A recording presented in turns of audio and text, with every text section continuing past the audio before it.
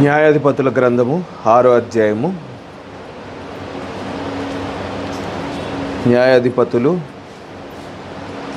6వ అధ్యాయము మొదటి నుండి చదువుకుందాం. న్యాయాధిపతులు 6వ అధ్యాయము మొదటి నుండి. ఇజ్రాయేలీలు యెహోవా దృష్టికి దోషులైనందున యెహోవా 7 ఏండ్లు వారిని మిద్యానీయులకు అప్పగించెను. మిద్యానీయులు చేయి ఇజ్రాయేలీల మీద హెచ్చాయను గనుక వారు మిద్యానీయులు ఎదుట నిలవలేక కొండల్లోనున్న వాగులను, గుహలను, దుర్గములను తమకు సిద్ధపరచుకొనిరి. ఇజ్రాయేలీలు విత్తనములు విత్తిన తరువాత మిద్యానీయులను, అమాలేకీయులను, తూర్పును నుండి వారును తమ పశువులను, గుడారములను తీసుకొని మిడతల దండంత విస్తారముగా వారి మీదకు వచ్చి వారి ఎదుట దిగి గాజాకు పోవునంత దూరము భూమి పంటను పాడు చేసి ఒక గొర్రెను కానీ, ఎద్దును కానీ, గాడిదను కానీ, జీవన సాధనమైన మరి దేనిని కానీ ఇజ్రాయేలీయులకు ఉండనీయలేదు. వారును వారి ఒంటెలను లెక్కలేకయుండెను. దేశమును పాడు చేయుటకు వారు దానిలోనికి వచ్చిరి. ఇజ్రాయేలీయులు మిద్యానీయుల వలన మిక్కిలి హీనదశకు వచ్చినప్పుడు వారు యెహోవాకు మొరపెట్టిరి. మిద్యానీయుల వలన బాధను బట్టి ఇజ్రాయేలీయులు యెహోవాకు మొరపెట్టగా యెహోవా ఇజ్రాయేలీయుల యొద్దకు ప్రవక్తనొకనిని పంపెను. అతడు వారితో ఇలాగు ప్రకటించెను: ఇజ్రాయేలీయుల దేవుడైన యెహోవా సెలవిచ్చినదేమనగా, నేను ఐగుప్తులో నుండి మిమ్మును రప్పించి దాసుల గృహంలో నుండి మిమ్మును తోడ్కొని వచ్చి తిని ఐగుప్తీయుల చేతిలో నుండి మిమ్మును బాధించిన వారందరి చేతిలో నుండి మిమ్మును విడిపించి మీ ఎదుట నుండి వారిని తోలివేసి వారి దేశమును మీకిచ్చి తిని మీ దేవుడైన యెహోవాను నేనే. మీరు అమోరీయుల దేశమును నివసించుచున్నారు. వారి దేవతలకు భయపడకుడి అని మీతో చెప్పి తిని కానీ మీరు నా మాట వినకపోతిరి. యెహోవా దూత వచ్చి అబీయెజ్రీయుడైన యోవాషునకు కలిగిన ఒఫ్రాలోని మస్తకి వృక్షము క్రింద కూర్చుండెను. యోవాషు కుమారుడైన గిద్యోను మిద్యానీయులకు మొరిగై ఉండునట్లు గానుగ చాటున గోధుమలను దొళ్ళగొట్టుచుండగా యెహోవా దూత అతనికి కనబడి, పరాక్రము గల బలాఢ్యుడా, యెహోవా నీకు తోడై ఉన్నాడని అతనితో అనగా, గిద్యోను చిత్తము నా ఏలినవాడా, యెహోవా మాకు తోడై ఉండిన ఎడల ఇదంతయు మాకు ఎలా సంభవించెను? యెహోవా ఐగుప్తులో నుండి మమ్మను రప్పించినని చెప్పుచు మా పితరులు మాకు వివరించిన ఆయన అద్భుత కార్యములన్నీ ఏమాయను? యెహోవా మమ్మను విడిచిపెట్టి మిద్యానీయుల చేతికి మమ్మను అప్పగించినని అతనితో చెప్పెను. అంతటి యెహోవా అతని తట్టు తిరిగి బలం తెచ్చుకొని వెళ్ళి మిద్యానీయుల చేతిలో నుండి ఇజ్రాయేలీయులను రక్షింపుము, నిన్ను పంపినవాడు నేనే అని చెప్పగా అతడు, చిత్తము నా ఏలినవాడా, దేని సహాయము చేత నేను ఇజ్రాయేలీయులను రక్షింపగలను? నా కుటుంబము మనష్షే గోత్రములో ఎన్నిక లేనిదే. నా పితరుల కుటుంబంలో నేను కనిష్ఠుడనై ఉన్నానని ఆయనతో చెప్పెను. అందుకు యెహోవా, అయినానేమి, నేను నీకు తోడై ఉందును గనుక ఒకే మనుష్యుని హతము చేసినట్లు మిద్యానీయులను నీవు హతము చేయుదు అని సెలవిచ్చెను. అందుకు అతడు, నా ఎడల నీకు కటాక్షము కలిగిన ఎడల నాతో మాట్లాడుచున్నవాడు నీవే అని నేను తెలుసుకున్నట్లు ఒక సూచన కనుపరుచుము. నేను మీ వద్దకు వచ్చి నా అర్పణమును బయటికి తెచ్చి నీ సన్నిధిని దానిని పెట్టు వరకు ఇక్కడ నుండి వెళ్ళకుమి అని వేడుకొనగా ఆయన నీవు తిరిగి వచ్చు వరకు నేను ఉండేదనెను. అప్పుడు గిద్యోను లోపలికి పోయి ఒక మేకపిల్లను తుమ్మెడు పిండితో పొంగని భక్ష్యములను సిద్ధపరిచి ఆ మాంసమును గంపలో ఉంచి అది వండి నీళ్లను కుండలో పోసి ఆయన కొరకు ఆ మస్తకి వృక్షము క్రిందకి దానిని తీసుకుని వచ్చి దగ్గర ఉంచగా దేవుని దూత ఆ మాంసమును పొంగని భక్ష్యములను పట్టుకొని రాతి మీద పెట్టి నీళ్లు పోయమని అతనితో చెప్పెను. అతడు అలాగు చేయగా యెహోవా దూత తన చేతనున్న కర్రను చాపి దాని కొనతో ఆ మాంసమును ఆ పొంగని భక్ష్యములను ముట్టినప్పుడు అగ్ని ఆ రాతిలో నుండి వెడలి ఆ మాంసమును పొంగని భక్ష్యములను కాల్చివేసెను. అంతటి యెహోవా దూత అతనికి అదృశ్యమాయెను.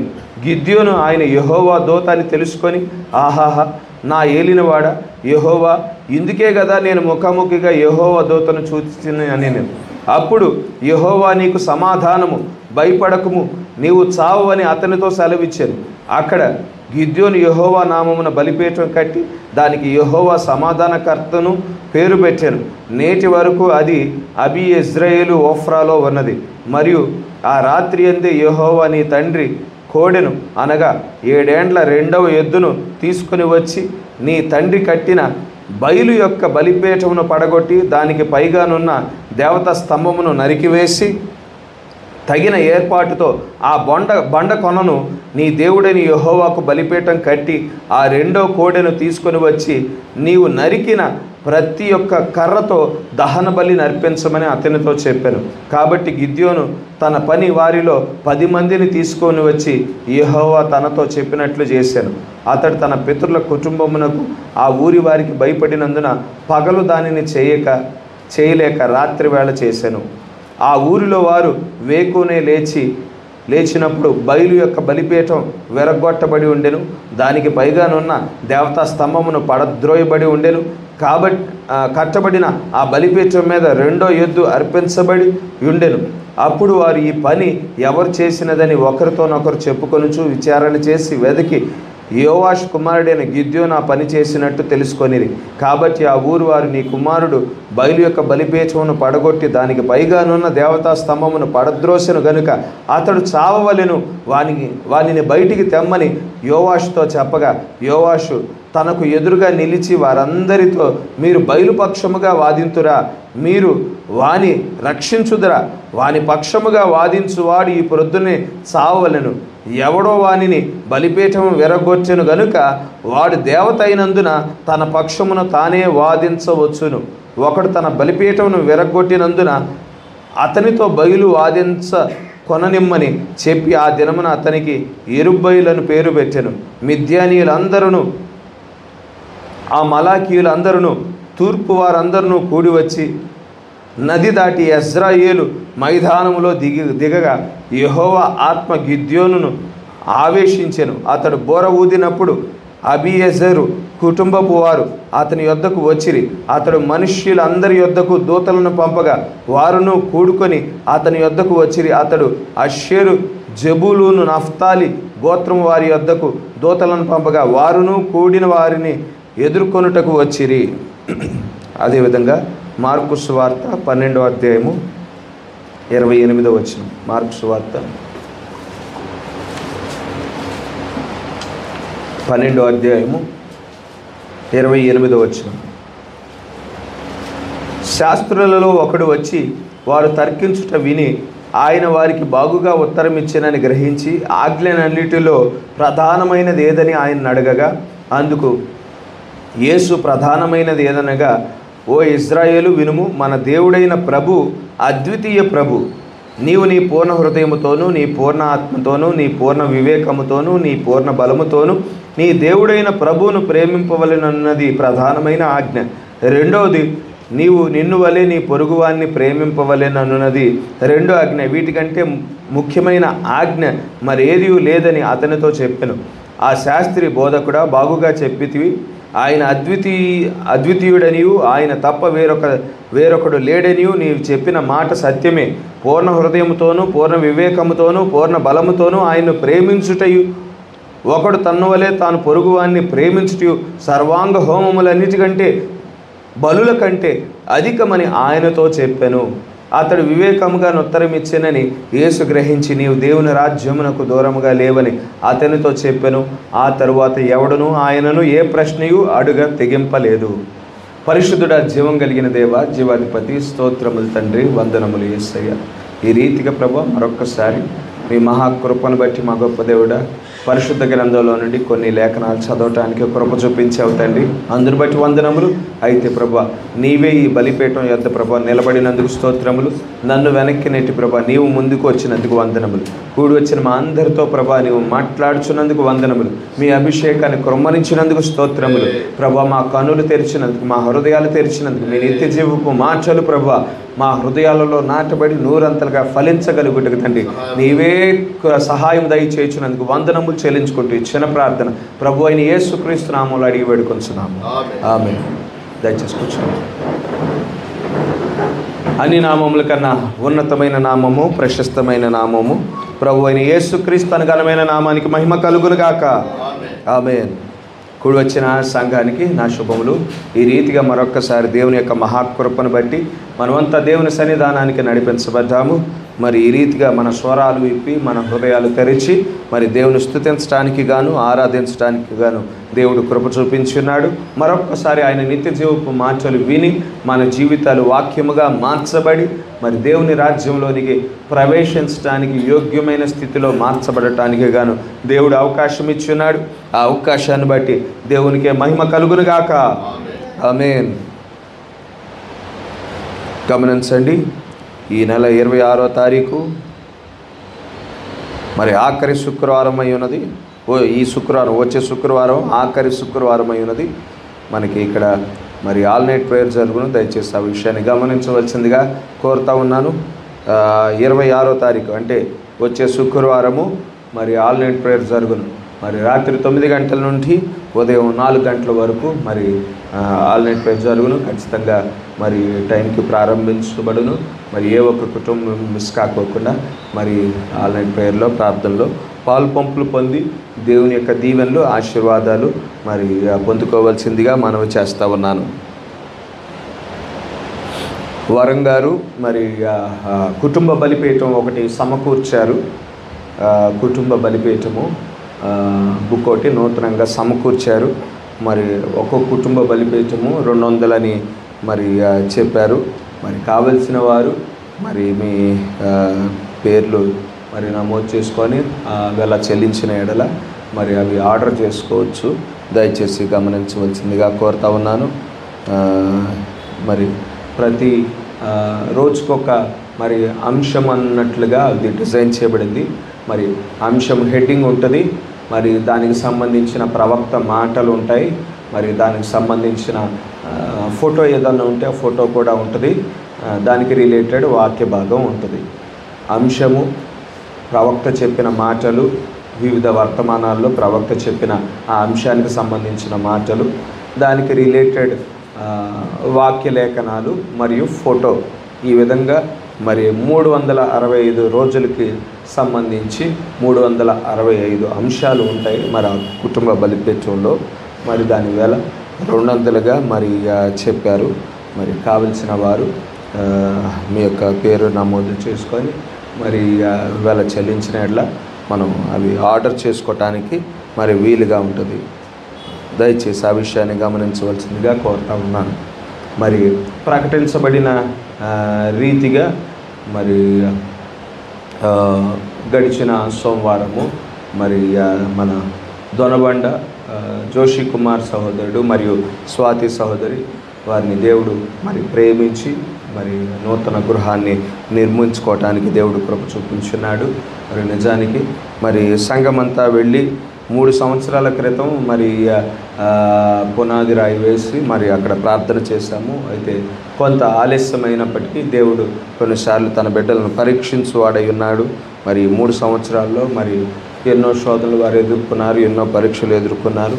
మరి ఏ విధంగా వారు విశ్వాసం కోల్పోకుండా మరి విశ్వాసంలో నిలకడగా వారు ఉండిన వారై ఉన్నారు. మరి వారి గృహ నిమిత్తం మరి ప్రార్థన చేశాము. మరి అనేక మార్లు ప్రార్థన చేశాము. దేవుడు మరి ఈ రీతిగా గృహాన్ని నిర్మించుకోవటానికి దేవుడు కృప చూపించి ఉన్నాడు. మరి ఆ గృహప్రవేశ కార్యక్రమం మరి గడిచిన సోమవారం జరిగింది. ఎంతో దీవెనకరముగా, ఆశీర్వాదకరంగా మరి జరిగింది. మరి వచ్చిన వారు మరి చెప్పబడిన, ప్రకటించబడిన వాక్యాన్ని బట్టి మరి ఆనందించారు. మరి ఈ సందర్భంగా మరి ఒకసారి మరి సంఘ పెద్దల యొక్క బాధ్యతలను మరి నేను జ్ఞాపకం చేస్తూ ఉన్నాను. మరి ఇవన్నీ మరి అందరికీ తెలిసినవే అయినా కానీ మరి ఒకసారి జ్ఞాపకం చేస్తూ ఉన్నాను. మరి మనకి బయట పెద్ద పెద్ద సంఘాలలో మరి ఎక్కువ మంది డీకన్స్ ఉంటారు. మరి చిన్న సంఘం కాబట్టి మనకి ఇక్కడ సంఘానికి ఒక డీకన్, మరి అక్కడ అందుబాటులో ఉండటానికి ఒక డీకన్ మాత్రమే ఉన్నారు. కనుక ఈ సంఘపరమైన బాధ్యతలు డీకన్స్ మాత్రమే కాదు, మరి ట్రస్టీలుగా 3 ఉన్నారు. వారు కూడా మరి చేయవలసిన కార్యాలయం ఉన్నాయి. మరి ఆ విషయాన్ని గుర్తించండి. మనకి 2 డీకన్స్ మాత్రమే ఉన్నారు. మరి కనుక డీకన్ బాధ్యతలను మరి ట్రస్టీలు కూడా షేర్ చేసుకోవాలి. మరి ఎందుకంటే మనకి డీకన్స్ కొరత ఉన్నది కాబట్టి మరి అందులో మరి ఎటువంటి తప్పించుకోవడానికి మరి అవకాశం లేదు. మరి 5 మరి ఆ బాధ్యతలు నిర్వర్తించవలసిన వారై ఉన్నారు. 5 మరి ప్రకటించబడిన సమయం కంటే మరి 10:30కి మనం సర్వీస్ జరుగుతుంది అని ప్రకటించబడినప్పుడు అట్లీస్ట్ 10 నిమిషాల ముందైనా వచ్చి మరి ఆ ఏర్పాట్లన్నీ చేయబడ్డాయా లేదా వారు చూసుకోవాల్సిన బాధ్యత ఉన్నది. మరి సౌండ్ సిస్టమ్ అంతా ఏర్పాటు చేశారా, మైక్స్ అని కనెక్షన్లు పెట్టారా లేదా అనేది మరి చూసుకోవాల్సిన బాధ్యత ఉన్నది. దయచేసి మరి ప్రతి కూడికలో మరి సంఘ పెద్దలు 10 నిమిషాలు ముందే ఉండాలి. సంఘం కంటే 10 నిమిషాలు ముందే ఉండాలి. రెండోది, సంఘ పెద్దలు మరి ఏ విధంగా కూర్చోవాలి అంటే సంఘాన్ని గమనించుకునే విధంగా మరి వారు కూర్చోగలగాలి. మొన్న ఒక పెద్ద ప్రమాదం తప్పిపోయింది. పాటలు ప్రారంభించాము. మరి ప్రారంభించగానే మరి కనెక్షన్స్ మరి ఎక్కడో మరి జామ్ అవటం వల్ల స్పీకర్లు ఆగిపోయాయి, మైకు స్పీకర్లు ఆగిపోయాయి. మరి అదే సమయానికి మరి సుమన్ బ్రదరు మరియు జఫన్యా బ్రదరు వాళ్ళు పని మీద బయటికి వెళ్ళారు.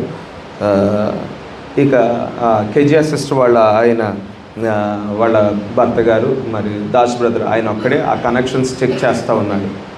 మరి ఆయన ఆ కనెక్షన్స్ చెక్ చేసేటానికి మునుపు మరి ఆ ఫీజు తీసారా లేదా అనేది మరి చూసుకోకుండా ఆయన చెక్ చేస్తూ ఉన్నాడు. మరి సడన్గా ఆయనకి ఆ కరెంట్ షాక్ మరి ప్రారంభమైంది. అది విడిపించుకోవటానికి ప్రయత్నం చేస్తూ ఉన్నాడు, కానీ ఆ కరెంట్ వదలట్లేదు ఆయన్ని. ఒకసారిగా ఆ శరీరం అంతా బిగుసుకుపోతూ ఉన్నది. అది నేను ఒక్కడనే చూడగలుగుతూ ఉన్నాను. అరిచేలోపు ఎక్కడి నుంచి వచ్చాడో మరి ప్రసంగి బ్రదర్ సడన్గా వచ్చాడు. మరి ఆ ఫీజు పీకేశాడు. ఎవరు చెప్పారు బ్రదర్ మీకంటే? నాకు తెలియదండి, నేను అనుకోకుండా వచ్చి పీకేశాను అని అంటూ ఉన్నాడు. లేదంటే గొప్ప ప్రమాదం మరి అక్కడ జరుగుండేది. ఇంకో మరి సహోదరుడు చెప్తా ఉన్నాడు, ఇంకో 1 నిమిషం ఆలస్యం అయితే నేను ఉండేవాడిని కాదండి, దేవుని కృప ఉండబట్టి మరి ప్రమాదం తప్పిపోయింది అని అంటూ ఉన్నాను. కనుక డీకన్స్ మరి ఆ రోజు ముందు వరుసలో కూర్చున్నారు 3. మరి అక్కడ జఫన్యా బ్రదర్ లేరు, రవి బ్రదర్ లేరు, మిగిలిన వారు ముందు వరుసలో కూర్చున్నారు. దానిని బట్టి ఏంటంటే వెనకాల ఏం జరుగుతుందో పరిస్థితి వాళ్ళు మరి గమనించుకోలేని స్థానంలో కూర్చోకూడదు. సంఘ పెద్దలుగా ఉండిన వారు మరి చుట్టూ ఏం జరుగుతుంది, ఎందుకంటే మనం బోధించే వర్తమానం, మనం సంఘ సంస్థలని మరి శాఖల్ని మనం ఖండించే వర్తమానం, వారు వాక్య విరుద్ధమైన కార్యాలు వారు చేస్తూ ఉన్నారు, వాటిని ఎత్తి చూపిస్తూ ఉంటాము. ఎటువైపు నుంచి ఏ సంస్థకు సంబంధించిన వాడు కోపం వచ్చి దాడి చేయవచ్చు, ఇవన్నీ గమనించుకుంటా ఉండాలి.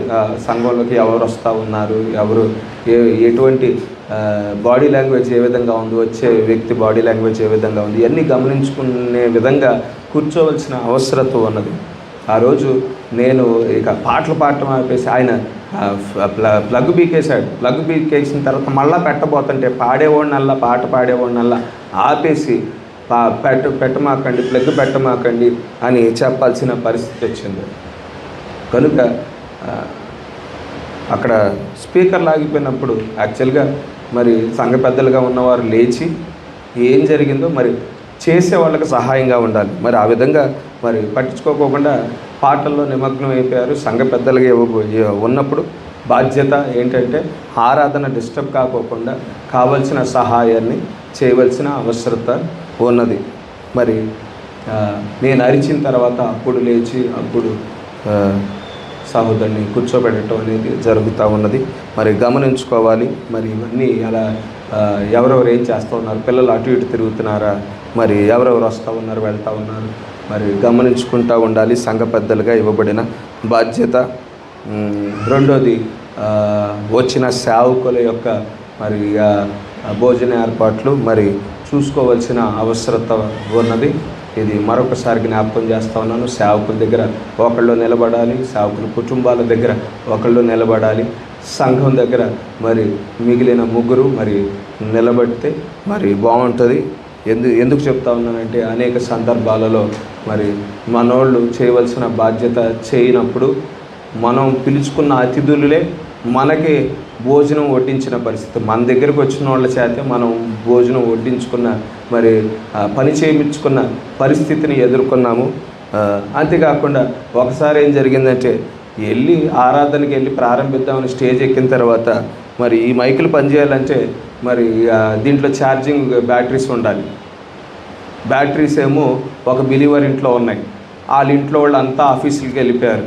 నేను వెళ్ళి ఫోన్ చేసి ఎక్కడున్నారయ్యా, బ్యాటరీలు మీ దగ్గర ఉన్నాయి, ఛార్జింగ్ పెట్టామంటే నేను లేనండి డ్యూటీకి వెళ్ళిపోయాను, మా అబ్బాయి లేదండి డ్యూటీకి హాస్టల్కి వెళ్ళిపోయాడు, మా ఆవిడ కూడా లేదండి డ్యూటీకి వెళ్ళిపోయిందని అప్పుడు మరి తెలుసుకోవాల్సిన పరిస్థితి వస్తూ ఉంది. మరి సంఘ పెద్దలు ఇవన్నీ ఆరా తీసుకొని ఎవరి దగ్గర బ్యాటరీలు ఉన్నాయి, ఛార్జింగ్ పెట్టారా లేదా, తీసుకొస్తున్నారా లేదా, ఇవన్నీ స్కూడికి ముందుగానే చూసుకోవాల్సిన మరి అవసరత ఉన్నది. మరి ఎక్కడ ఉండిన వారు అక్కడ ఉండిన వారు ఇవన్నీ చేయవలసిన బాధ్యత ఉన్నది. మరి కొన్నిసార్లు మనం సేవకుల్ని పిలుచుకుంటే కనీసం మంచినీళ్ళు కూడా ఇచ్చేవాళ్ళు లేని పరిస్థితి. మరి సంఘ పెద్దలు మరి ఇవన్నీ మరి ఏర్పాట్లు చూసుకోవాలి. మనం పిలుచుకున్న తర్వాత పిలుస్తానికైతే పిలుస్తున్నారు కానీ కొంచెం గౌరవం కూడా మర్యాద కూడా మరి అక్కడ లేని పరిస్థితి అనే మాట తెచ్చుకోకుండా మనం ఉండవలసిన వారమై ఉన్నాము. ఇక్కడ మొగలరాజపురంలో జరిగితే ఆ కార్యక్రమాలన్నీ నేను ఇంటి దగ్గర ఉంటాను కాబట్టి మొత్తం నేనే చూసుకుంటాను. వాళ్ళని స్టేషన్ దగ్గర నుంచి తీసుకురావటం దగ్గర నుంచి మళ్ళీ వాళ్ళని ట్రైన్ ఎక్కించేంతవరకు మొత్తం నేనే చూసుకుంటాను కాబట్టి ఇక్కడైతే నాకు అనుకూలం. కిలేశ్వరం దగ్గరికి వెళ్ళే వాటికి మరి కొన్నిసార్లు మరి ఈ బాధ్యతలు సంఘ పెద్దలు మరి చూసుకోవాల్సిన అవసరత ఉంటుంది. మరి 10 నిమిషాలు ముందు ఉండాలి, ప్రతి సర్వీస్కి ప్రతి 10 నిమిషాలు సంఘ పెద్దలుగా ఉండిన వారు ముందే ఉండాలి. సౌండ్ సిస్టమ్ అంతా ఏర్పాటు చేయబడిందో లేదో చూసుకోవాలి. మూడోది, ఏ విధంగా కూర్చోవాలంటే సంఘాన్ని గమనించగలిగే విధంగా కూర్చోవాలి. మరి ఆ విషయాన్ని గుర్తించండి. రెండోది, మరి వచ్చిన సేవకుల విషయమై మరి బాగోగులు చూసుకోవాల్సిన బాధ్యత అది సంఘ పెద్దలదై ఉన్నది. మరి ఆ విషయాన్ని గుర్తించండి. మరి ఇవన్నీ తెలిసినవే కాకపోతే మరొకసారి జ్ఞాపకం చేస్తూ ఉన్నాను. దయచేసి ఆ విధంగా మరి ఆ బాధ్యతలు నెరవేర్చినప్పుడు దేవుని యొక్క ఆశీర్వాదాలు, దేవుని యొక్క దీవెనలు మరి మనం కలిగి ఉంటాము. దయచేసి ఆ విషయాన్ని గమనించవలసిందిగా కోరుతా ఉన్నాను. మర్చిపోమాకండి, 26వ తారీఖున మనకి ఆల్ నెట్ ప్రేయర్ జరుగును. మరి ఏ ఒక్కరు మిస్ కామాకండి.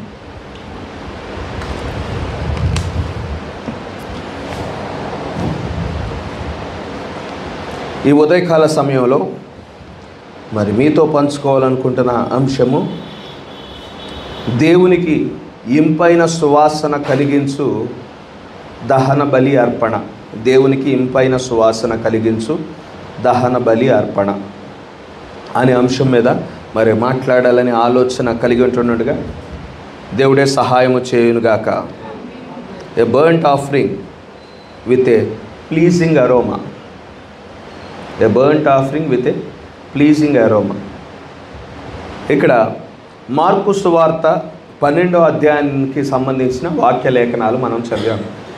అందులో ప్రభు అయిన యేసుక్రీస్తు వారిని అక్కడ వచ్చిన ఒక మత పెద్ద ఒక ప్రశ్న అడుగుతూ ఉన్నాడు. 10 ఆజ్ఞలు ఉన్నాయి కదా, మోషేకి ఇవ్వబడిన 10 ఆజ్ఞలు ఉన్నాయి కదా, ఆ 10 ఆజ్ఞల్లో ప్రాముఖ్యమైనది ఏది అని అడిగినప్పుడు మరి ప్రభు అయిన యేసుక్రీస్తు వారు చెప్తా ఉన్నారు, మన దేవుడైన ప్రభు అద్వితీయుడైన ప్రభు, మన దేవుడైన ప్రభు అద్వితీయుడైన ప్రభు అయి ఉన్నాడు. ఆయనను పూర్ణ మనస్సుతో మనం ఆరాధించాలి. ఆయనను మన పూర్ణ హృదయముతో మనం ప్రేమించాలి. ఆయనను పూర్ణ వివేకముతో ప్రేమించాలి, పూర్ణ బలముతో ప్రేమించవలసిన అవసరత ఉన్నది అని ఇక్కడ యేసుక్రీస్తు వారి సమాధానం చెప్పటం మనం చూడగలుగుతూ ఉన్నాం. మనం ఆయనను పూర్ణ ఆత్మతో ప్రేమించాలి, ఆరాధించాలి. పూర్ణ హృదయముతో ప్రేమించాలి, ఆరాధించాలి. పూర్ణ వివేకముతో ప్రేమించాలి, ఆరాధించాలి. పూర్ణ బలముతో మనం ప్రేమించాలి, ఆయనను ఆరాధించాలి. అప్పుడు ఆయనకు ఇంపైన సువాసన కలిగించు దహన బలి అర్పణగా మనం ఉంటాము. దహన బలి అర్పణ ఏమై ఉన్నది? మన జీవితమే ఒక దహన బలి అర్పణ అయి ఉన్నది. అది ఇంపైన సువాసన ఎప్పుడు కలుగజేస్తూ ఉన్నది అంటే, మనం ఆయనను పూర్ణ హృదయముతో, ఆయనను ప్రేమించి ఆరాధించినప్పుడు, పూర్ణ ఆత్మతో ప్రేమించి ఆరాధించినప్పుడు, పూర్ణ వివేకముతో ప్రేమించి ఆరాధించినప్పుడు, పూర్ణ బలముతో ప్రేమించి ఆరాధించినప్పుడు మన జీవితము ఇంపైన సువాసన కలిగించు దహన బలి అర్పణగా ఉంటుంది.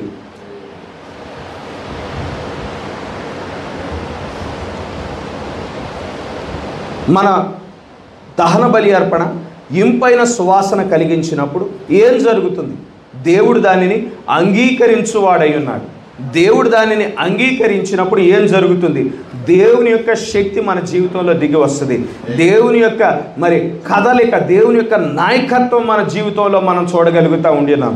మరి దేవుని యొక్క పరిశుద్ధాత్మను మనం అనుభవించగలిగే వారముగా ఉంటాం.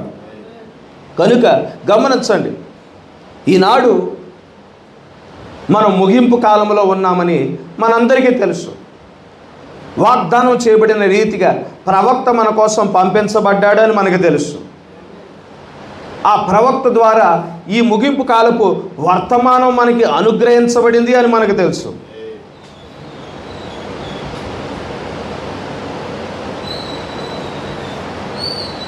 ఈ వర్తమానం ద్వారానే మనం దేవుని రాజ్యంలోనికి ప్రవేశించగలుగుతాం. ఈ వర్తమానము ద్వారానే మనం అలంకరించబడాలి. ఈ వర్తమానం ద్వారానే మనం కప్పబడాలి. మనం గొర్రెపిల్ల వివాహ మహోత్సవానికి ప్రవేశించాలి అంటే ఇదే పెండ్లి వస్త్రం అయి ఉన్నది అని మనమంతా ఎరిగి ఉన్నాం. అయితే ఇవన్నీ తెలిసినప్పటికీ ఇక్కడ రెండు భాగాలు. ఈ వర్తమానం ఏం చేస్తూ ఉన్నదంటే, ఈ వర్తమానము పూర్వపు బలిపీఠాలు పడగొట్టడం మనం చూడగలుగుతాం. పూర్వపు బలిపీఠాలన్నీ ఈ వర్తమానం మనం ఎప్పుడైతే అంగీకరించామో, ఈ వర్తమానం వచ్చి పూర్వం మన జీవితంలో ఉండిన బలిపీఠాలన్నీ పడగొట్టింది. ఇంతకుముందు మన జీవితాల్లో ఎన్నో బలిపీఠాలు ఉన్నాయి. అలంకరణ అనే బలిపీఠం ఉన్నది, ధూమపానం అనే బలిపీఠం ఉంది కొందరి జీవితాల్లో, మద్యపానం అనే బలిపీఠం ఉన్నది, లోక కార్యములనే బలిపీఠాలు ఉన్నాయి. ఈ వర్తమానం ఎప్పుడైతే మనం అంగీకరించామో ఆ బలిపీఠాలన్నీ వర్తమానం వచ్చి ఒక్కొక్కటిగా పడగొట్టబడటం, అంటే ఆ కార్యాల నుండి మనం వేరు చేయబడటం మనం చూడగలుగుతూ ఉండినాం. అయితే పూర్వపు బలిపీఠాలు పడగొట్టబడటం మాత్రమే కాకుండా నూతనంగా దేవుని కొరకు ఒక బలిపీఠము నిర్మించబడాలి. ఆ బలిపీఠం మీద మన జీవితం, మనమే ఒక దహన బలి అర్పణగా ఉన్నాము. అది ఇంపైన సువాసన ఎప్పుడు కలుగజేస్తూ ఉన్నది అంటే, మనం పూర్ణ హృదయముతో, మరి పూర్ణ ఆత్మతో, పూర్ణ వివేకముతో, పూర్ణ బలముతో మనం దేవునిని ప్రేమించి ఆయనను ఆరాధించినప్పుడు అది దేవునికి ఇంపైన సువాసన కలుగజేయు బలి అర్పణ, దహన బలి అర్పణగా ఉంటుందనే విషయాన్ని మనం గుర్తించాలి. ఎప్పుడైతే అది ఇంపైన సువాసన కలుగజేస్తూ ఉన్నదో దేవుడు దాన్ని అంగీకరించువాడై ఉన్నాడు. దేవుడు అంగీకరించినప్పుడు దేవుని యొక్క శక్తిని ఆ వ్యక్తి మరి అనుభవించటం ప్రారంభిస్తూ ఉంటాడు. హల్లెలూయా. మనం ఆదివారం ఆరాధనకు వచ్చినప్పుడు మరి గృహాలలో, ప్రభువా నేను ఈరోజు ఈ కూడికలో నీ యొక్క శక్తిని అనుభవించాలి తండ్రి, నీ యొక్క ఆత్మ యొక్క కదలికను నేను చూడాలి ప్రభువా అని ప్రార్థన చేసి వచ్చినప్పుడు దేవుడు ఖచ్చితంగా ఆ ఆశను తీర్చువాడై ఉంటాడు. ఇక్కడ రెండు రకాల సాక్ష్యాలు, ఈ పరిచర్యకు వచ్చిన 4 సంవత్సరాల్లోనే 2 విధాల సాక్ష్యాలు నేను వింటూ వచ్చాను. అలా ప్రార్థన చేసి వారి జీవితాలు ఇంపైన బలి అర్పణగా, దేవునికి ఇంపైన బలి అర్పణగా ఉండే వారి సాక్ష్యం ఏ విధంగా ఉంటుంది, ఆచారపూర్వకంగా ఆదివారం వచ్చే వారి సాక్ష్యం ఏ విధంగా ఉంటుందో 2 రకాల సాక్ష్యాలు చూశాను. కొంతమంది వచ్చి ఈరోజు నిన్న నైట్ మా కుటుంబంలో మేము ఏదైతే చర్చించుకున్నామో అవే మాటలు మీరు బలిపీఠం మీద నుండి మాట్లాడారండి అని చెప్పారు. నిన్న వాక్యం చదివినప్పుడు, నిన్న నైట్ వాక్యం చదువుకుంటున్నానండి, పలానా వాక్య భాగంలో నాకు సందేహం వచ్చింది. నాకు ఏ సందేహం అయితే వచ్చిందో బలిపీఠం మీద నుండి మీరు ఆ సందేహాన్ని మరి ఎక్స్ప్లెయిన్ చేశారు, నా సందేహం ఇప్పుడు తీరిపోయింది అని చెప్పిన వారు ఉన్నారు. ఇదిగో ఈ బలిపీఠం మరి అగ్నితో మంటపడటం నేను చూశానండి, ఇక్కడ వెలుగును చూశానండి, ఇక్కడ మరి ఒంటరిగా ప్రార్థన చేస్తున్నప్పుడు నేను దేవుని స్వరాన్ని విన్నానండి, ఇక్కడ నా థియోఫనీని నేను చూశానండి అని ఈ 4 ఏళ్లలో మరి రకరకాల సాక్ష్యాలు నేను వింటా వచ్చాను. అదేవిధంగా ఆచారపూర్వకంగా వచ్చేవారి సాక్ష్యాలు కూడా విన్నాను. పరిశుద్ధాత్మ కదలిక నేను అనుభవించలేకపోతున్నానండి, మీరు చెప్పే వాక్యం నాకు అర్థం కావట్లేదని అని చెప్పేవారు కూడా ఉన్నారు. ఇంటి దగ్గర బైబిల్ చదువుతూ ఉంటుంటే, వర్తమానం చదువుతూ ఉంటుంటే చెప్పే వాక్యం అర్థం అవుతుంది. కొంతమంది నేను ఏ వర్తమానంలో నుండి పాయింట్లు చెప్పానో, ఇదిగో పలానా పాయింట్ ఈ వర్తమానంలో చెప్పారు, ఈ పాయింట్ ఈ వర్తమానంలో చెప్పారు, ఈ పాయింట్ ఈ వర్తమానంలో చెప్పారు అని చెప్పేవాళ్ళు ఉన్నారు. మీరు చెప్పేది నాకేం అర్థం కావట్లేదని చెప్పేవాళ్ళు కూడా.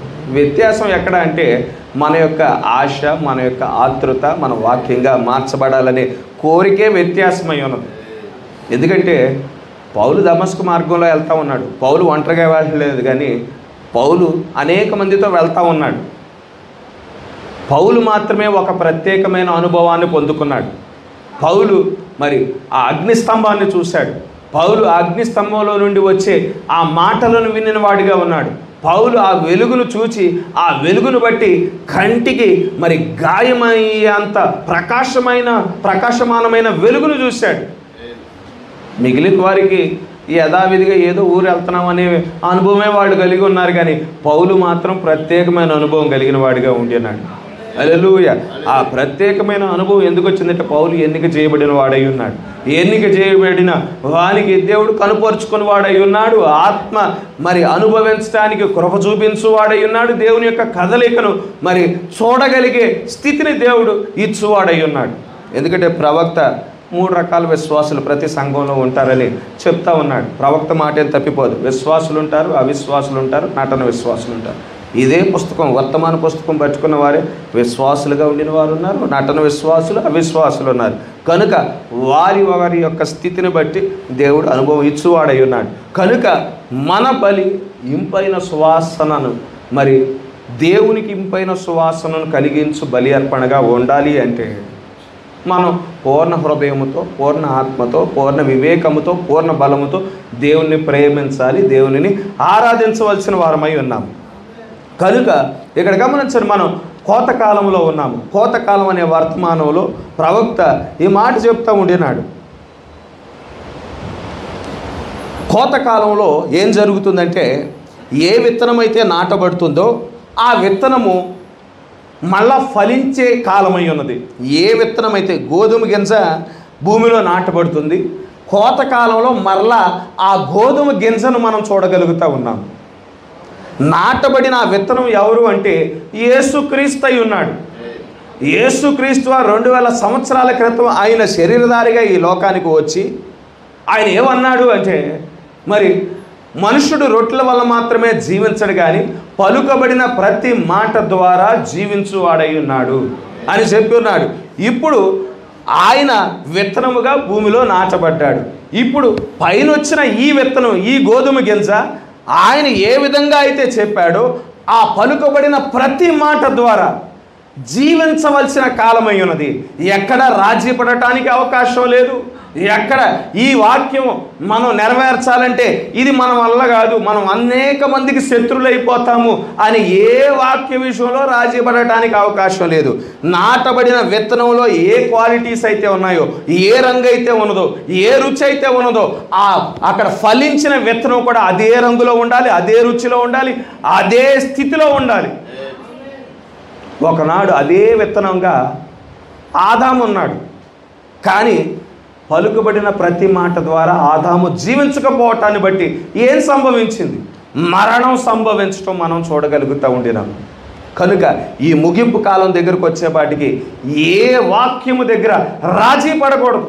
అందుకే ప్రకటన గ్రంథం 22:18 ఈ మాట రాయబడతా ఉన్నది, ఎవడైనను వీటితో మరి ఏదైనాను కలిపిన ఎడల ఈ గ్రంథంలో రాయబడిన తెగుళ్ళు దేవుడు వానికి కలుగజేయును.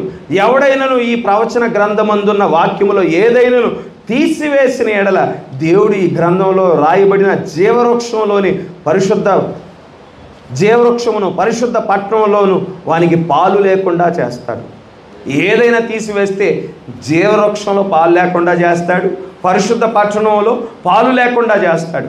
ఏదైనా కలిపిన ఎడల ఈ గ్రంథంలో రాయబడిన తెగుళ్ళన్నీ ఆ వ్యక్తికి సంభవిస్తాయి. ఎందుకంటే వాక్యము ఏది చెప్తా ఉన్నదో పలుకబడిన ప్రతి మాట ద్వారా జీవించవలసిన కాలంలో మనం జీవిస్తూ ఉన్నాం.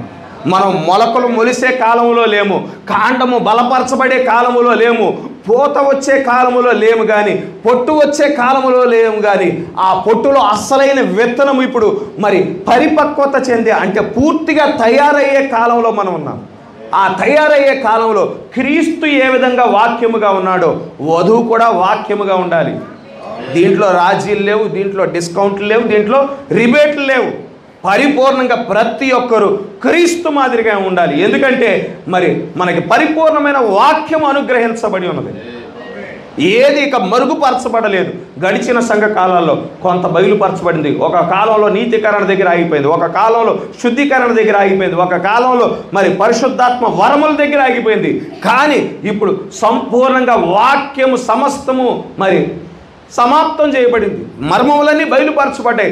క్రీస్తులో ఉండిన ఆలోచనలన్నీ సంఘం ఎదుట వెప్పబడటం మనం చూడగలుగుతూ ఉండేనాం.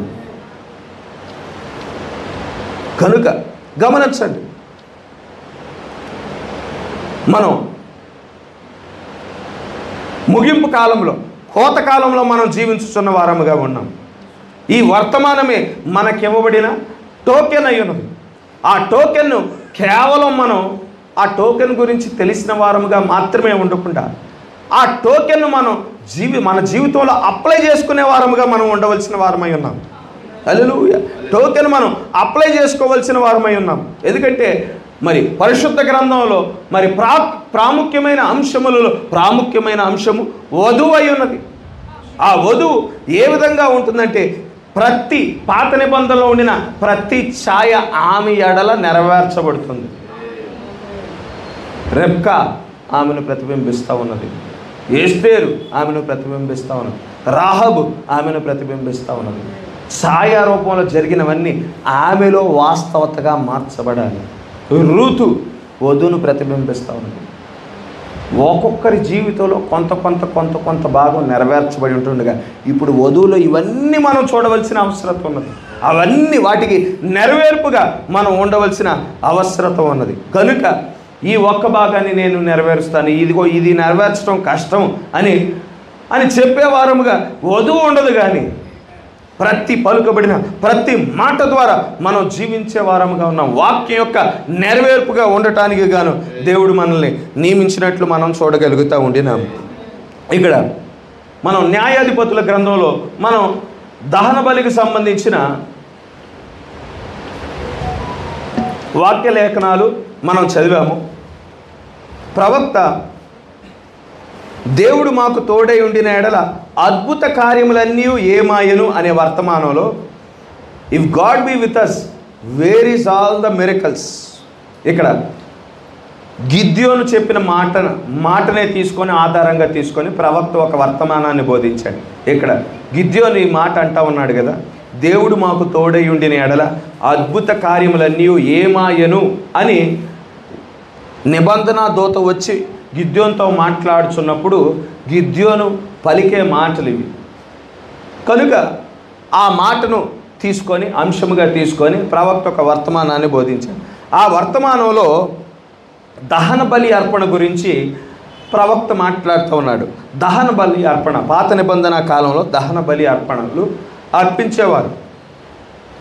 ఆ బలి పశువు తీసుకురాబడేది, ఆ బలి పశువును వధించేవారు. వధించిన తర్వాత బలిపీఠం మీద ఆ తలను కాల్చేవారు, కాళ్ళను కాల్చేవారు, కొవ్వును కాల్చేవారు, అంతర్యములను కాల్చేవారు. అయితే ఒక్కొక్కటి ఒక్కొక్క కార్యానికి సాదృశ్యముగా ఉన్నది. తల మన యొక్క ఆలోచనలకు సాదృశ్యముగా ఉన్నది. కాళ్ళు మన యొక్క నడతకు సాదృశ్యముగా ఉన్నది.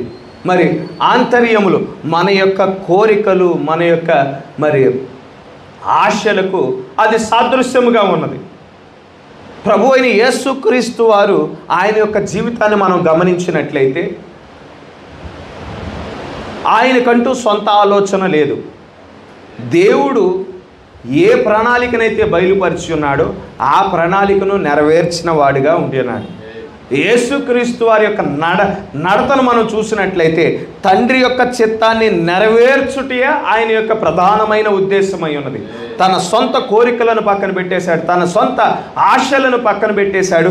తన ఆశల్లా ఏమిటంటే తండ్రి యొక్క చిత్తాన్ని నెరవేర్చుటే అయి ఉన్నది. ఇక్కడ దహన బలి ఏమి సూచిస్తూ ఉన్నదంటే మన ఆలోచనలు కాల్చివేయబడాలి, మన తలంపులు కాల్చివేయబడాలి, మన ఉద్దేశాలు కాల్చివేయబడాలి.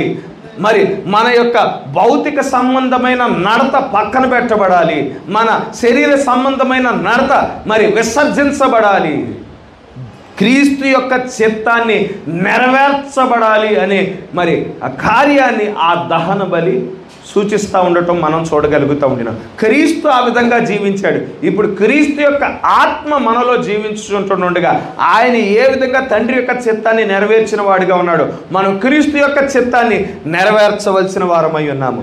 కనుక ఇక్కడ ఈ దహన బలి అర్పణ మనం గమనించినట్లయితే నోహు యొక్క జలప్రళయం సంభవించిన తర్వాత కొత్త ప్రపంచంలోనికి నోహు యొక్క కుటుంబం అడుగు పెడతా ఉన్నాడు.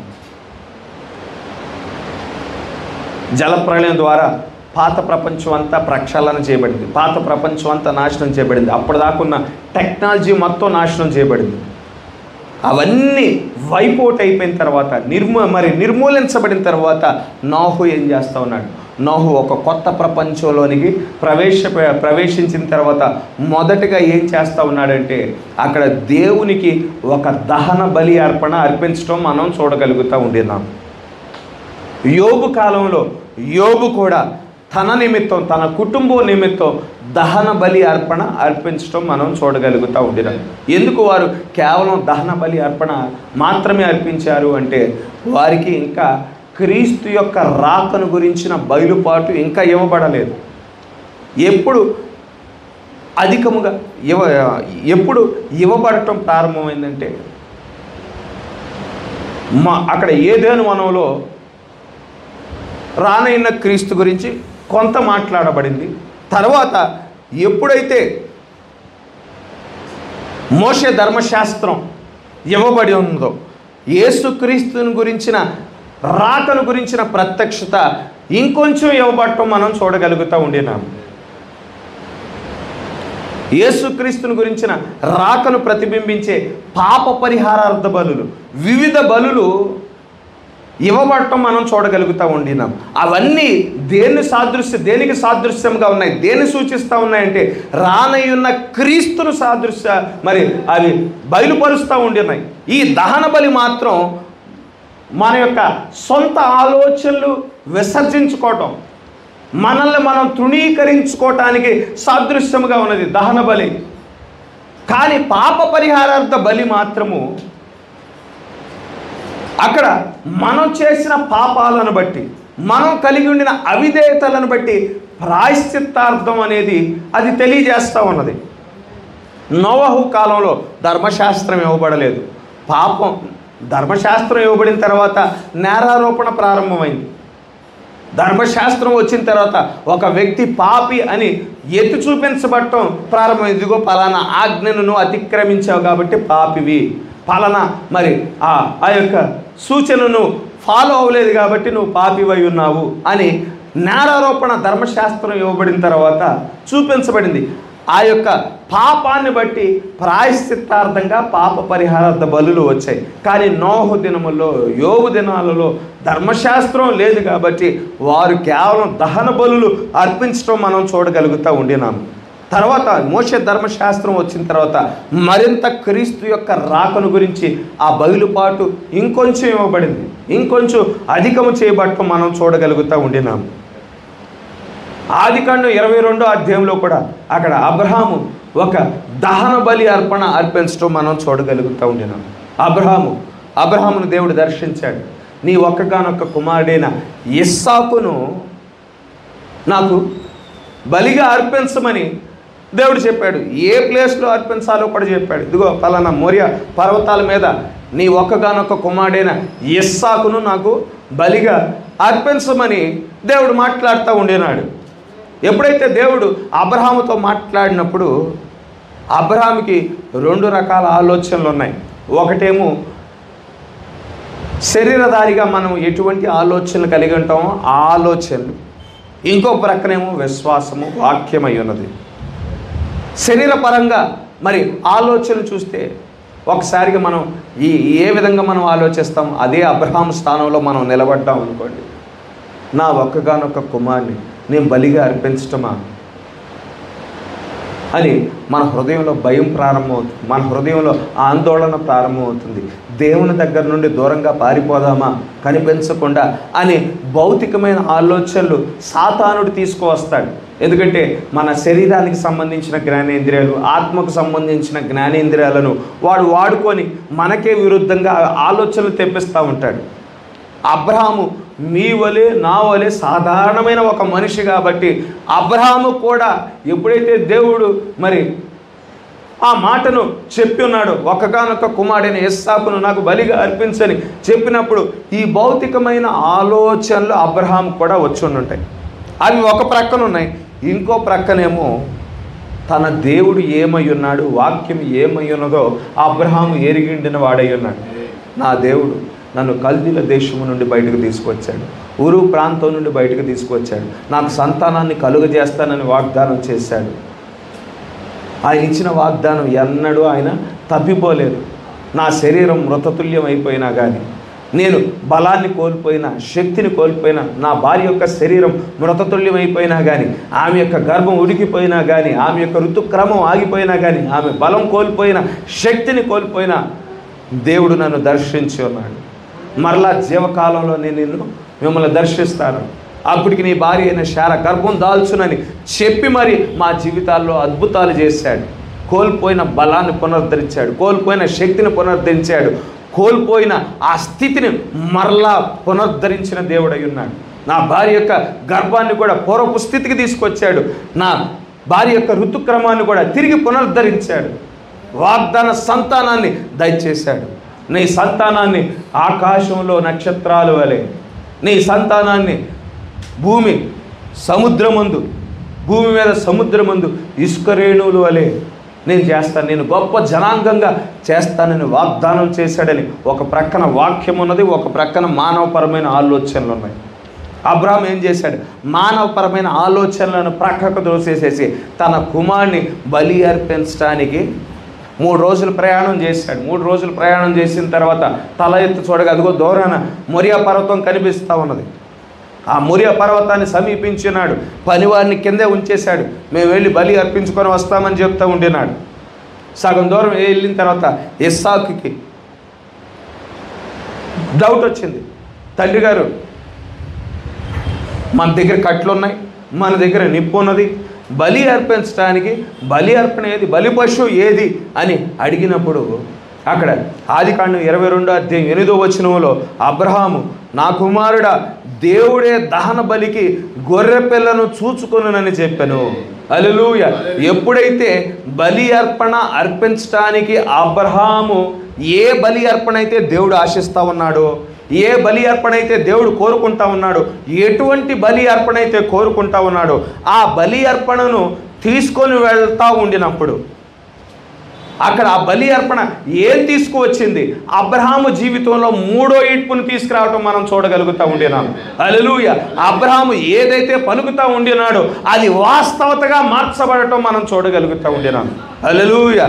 అక్కడ మరి దేవుడు బలి అర్పణలు కోరుకోవటం లేదు. ఆయన కోరుకునేది మరి ఏది కోరుకుంటా ఉన్నాడు అంటే మరి ఆ మాటకు లోబడటం ఆయన కోరుకుంటా ఉన్నాడు. ఎప్పుడైతే ఆ మాటకు లోబడి తన కుమారుని తీసుకొస్తా ఉండినాడో అక్కడ 3వ ఈడ్పు కార్యము ఏదైతే అబ్రహాము పలుకుచున్నాడో అది అక్కడ వాస్తవతగా మార్చబడతా ఉన్నది. అక్కడ బలి అర్పణ కొరకు దేవుడే ఒక బలి పశువును సిద్ధపరచడం మనం చూడగలుగుతూ ఉండినాం. మన దహన బలి అర్పణ దేని బయలుపరుస్తూ ఉన్నదంటే దేవుని పట్ల మనం కలిగి ఉండిన విశ్వాసము, దేవుని పట్ల మన దేవుడు ఏమై ఉన్నాడో మరి దానికి సంబంధించిన ప్రత్యక్షత, నీ దేవుని గురించిన నీవు కలిగిన అవగాహన, బయలుపాటును మన దహన బలి అర్పణ నిరూపించడం మనం చూడగలుగుతూ ఉండినాము. కయ్యోను హేబేలు కూడా బలి అర్పణలు తీసుకువచ్చారు. కయ్యోనేమో భౌతికంగా ఆలోచన చేస్తూ ఉన్నాడు, శ్రేష్టమైనవే తీసుకొచ్చాడు. కయ్యోను కూడా శ్రేష్టమైనవే తీసుకొచ్చాడు. భూమి పంటలు శ్రేష్టమైన ధాన్యాన్ని తీసుకొచ్చాడు, శ్రేష్టమైన మరి మొక్కలను, ఆకుకూర మొక్కలను తీసుకొచ్చాడు, పళ్ళను తీసుకొచ్చాడు, మరి కూరగాయలను శ్రేష్టమైన తన భూభాగంలో పండిన శ్రేష్టమైన పంటనే తీసుకువచ్చాడు. రెండో రకం తీసుకురాలేదు, మూడో రకం తీసుకురాలేదు, శ్రేష్టమైనవే తీసుకొచ్చాడు. తన బలిపీఠాన్ని ఎంతో అందంగా అలంకరించాడు. అయినా కానీ అది పైన సువాసన కలిగించలేదు. ఎందుకు దేవుడు తిరస్కరించాడు అంటే ఆ బలి అర్పణలో తన దేవుడు ఏమై ఉన్నాడో ఆ ప్రత్యక్షత కయ్యోనుకి లేదనే విషయాన్ని అక్కడ స్పష్టంగా అర్థమవుతా ఉన్నది. హేబేలు యొక్క బలి అర్పణ అందంగా లేకపోయినా కానీ దేవుని మెప్పించాలి, దేవునికి ఇంపైన బలి అర్పణగా ఉండాలంటే అది రక్తముతో కూడిన బలి అర్పణ అయి ఉండాలి అని ప్రత్యక్షత ద్వారా తెలుసుకొనిన వాడిగా ఉండినాడు. హల్లెలూయా. ప్రత్యక్షత ద్వారా తెలుసుకొనిన వాడిగా ఉండినాడు. ఈనాడు కయ్యోని యొక్క బలి అర్పణ ఏ విధంగా ఉన్నదంటే సంఘ శాఖల యొక్క బలి అర్పణ మాదిరిగా ఉన్నదంట. కయ్యోని యొక్క బలి అర్పణలో నీరు ఉన్నది కానీ రక్తము లేదంట. నీరు ఉన్నది కానీ రక్తము లేదంట. నీరేంటండి, రక్తం ఏమిటంటే? నీరు దేనికి సాదృశ్యముగా ఉన్నది? నీటి బాప్తీసానికి సాదృశ్యంగా ఉంది, క్రీస్తుతో పాటు మరణించడం. నీ దేవుడు నీ కోసము యేసుక్రీస్తు వారు 2000 సంవత్సరాల క్రితం ఆయన శరీరధారిగా వచ్చాడు, నీ స్థానంలో నిలబడ్డాడు, నీ కోసం ఆయన హింసించబడ్డాడు, దూషించబడ్డాడు, అవమానపరచబడ్డాడు, గాయపరచాడు, ముళ్ళ కిరీటాన్ని ధరించుకున్నాడు, చేతులలో కాళ్ళలో శేలలతో కొట్టబడ్డాడు. ఇది మనకేం తెలుసు ఈ ప్రత్యక్షత? సంఘ శాఖల వారు కూడా వారిని అడిగితే ఇదే ప్రత్యక్షత వారు కలిగి ఉన్నారు. కయ్యోను సంఘ శాఖల వారి ప్రత్యక్షతకు సాదృశ్యంగా ఉన్నాడు. అయితే అక్కడ నీరుంది కానీ రక్తం లేదంట. రక్తం ఏమిటి? మన జీవితాలకు ఆ వాక్యాన్ని అప్లై చేసుకోవటం అయి ఉన్నది. హల్లెలూయా. అక్కడ ఐగుప్తు దేశంలో సంహారపు దూతను మరి తప్పించుకోవాలి అంటే ఏ విధంగా తప్పించుకోవాలో తెలిస్తే సరిపోదు. అవును, సంహారపు దూత నుండి తప్పించుకోవాలంటే ఒక పస్కా పశువును సిద్ధపరచుకోవాలి, ఆ పశువును వధించాలి, దాని యొక్క రక్తాన్ని ద్వారబంధకాల మీద పూయవలసిన అవసరత ఆ గృహంలోనే ఉండాలి అని తెలిస్తే సరిపోదు. ఆ రక్తాన్ని వెళ్ళి నీ గుమ్మం మీద నువ్వు పూయాలి, నీ జీవితం మీద పూయాలి, ఆ రక్తం క్రింద నువ్వు నిలబడాలి. అదే వ్యత్యాసమై ఉన్నది కయ్యోను యొక్క బలి అర్పణకు, హేబేలు యొక్క బలి అర్పణకు వ్యత్యాసము. కయ్యోనేమో సంఘ శాఖల వారి ప్రత్యక్షత మాదిరిగా ఉంది. కేవలం తెలుసు యేసుక్రీస్తు వారు ఎందుకు వచ్చారో తెలుసు. అయితే వారు దాన్ని అప్లై చేసుకోవట్లేదు. పలుకుబడిన ప్రతి మాట ద్వారా వారు జీవించని వారిగా ఉన్నారు. నీతీకరణ దగ్గరే ఆగిపోతున్నారు, కొంతమంది శుద్ధీకరణ దగ్గరే ఆగిపోతూ ఉన్నారు, కొంతమంది వరాల దగ్గరే ఆగిపోయిన వారిగా ఉంటున్నారు.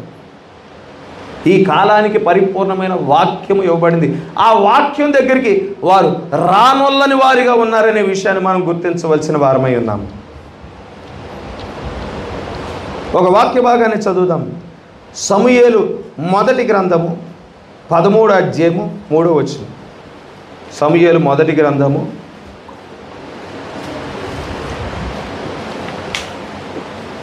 13వ అధ్యాయము 3వ వచనం. సమూయేలు మొదటి గ్రంథము 13:3 అండి. యోనాతాను గేబాలోనున్న ఫిలిస్తీయుల దండును హతము చేయగా ఆ సంగతి ఫిలిస్తీయులకు వినబడెను, మరియు దేశమంతటా హెబ్రీలు వినవలెనని సౌలు బాకా ఊదించెను. సౌలు ఫిలిస్తీయుల దండును హతము చేసినందున ఇశ్రాయేలీయులు ఫిలిస్తీయులకు హేయులైరని ఇశ్రాయేలీయులకు వినబడగా జనులు గిల్గాలులో సౌలు నొద్దకు కూడి వచ్చిరి.